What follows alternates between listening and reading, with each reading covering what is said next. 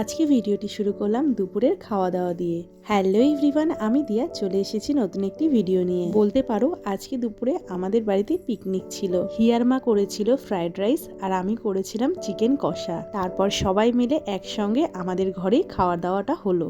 তো সকলকে খাবার দিয়ে এখানে আমিও বসে পড়েছি খাবার নিয়ে। জানো তো ফ্রাইড রাইসটা এতটা পরিমাণে বানিয়ে ফেলেছে যে আমরা দুদিন ধরে ফ্রাইড রাইসটা খেয়েছি।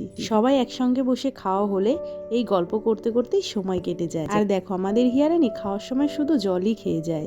তারপর সকলের খাওয়া হয়ে গেল আর আমরাও সন্ধ্যাবেলার ভিডিও নিয়ে চলে আসলাম। দেখো সন্ধ্যাবেলা হিয়ারানি ঠান্ডার জন্য মাথায় কি পড়েছে, পুরো কাশ্মীরি মেয়েদের মতন লাগছে। তারপর আমি আরো একটু ঘুরতে বেরিয়েছিলাম দুজনে একসঙ্গে। জানো তো ঘুরতে ঘুরতে আমরা রাস্তায় 20 টাকার একটা নোট পেয়েছিলাম। ও ভুল হলো বলা, আমি পাইনি, হিয়ারানি পেয়েছিল। তারপর দেখো দোকানে চলে এসেছি আর ভাই এখানে চপ নিয়ে এসেছিল।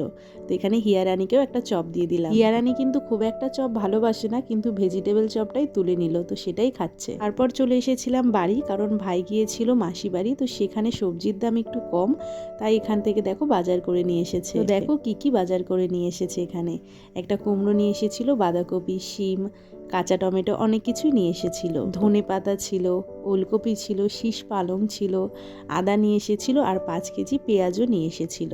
আসলে আমার মাসি বাড়ির ওখানে হাট বসে সপ্তাহে সপ্তাহে, তো সেখানে সবজির দামটা কিছুটা কম পাওয়া যায়। তারপর দেখো আমরা দোকান বন্ধ করে চলে এসেছি আর রাতে হিয়ারানির ইচ্ছে ছিল কষা মাংস দিয়ে লুচি খাবে। হিয়া বলেছে আর আমি লুচি করবো না, সেটা তো হতে পারে না, তাই দোকান থেকে এসে এখানে ময়দা মেখে লুচিটাও বানিয়ে দিলাম হিয়ারানি। তো এখানে লুচিটা ভেজে হিয়ারানিকে দিয়ে দিলাম, হিয়ারানিও খেতে থাক। ভিডিওটি ভালো লেগে থাকলে অবশ্যই একটি লাইক, কমেন্ট, শেয়ার করে পাশে থেকো। আজকের জন্য এই পর্যন্তই। টাটা।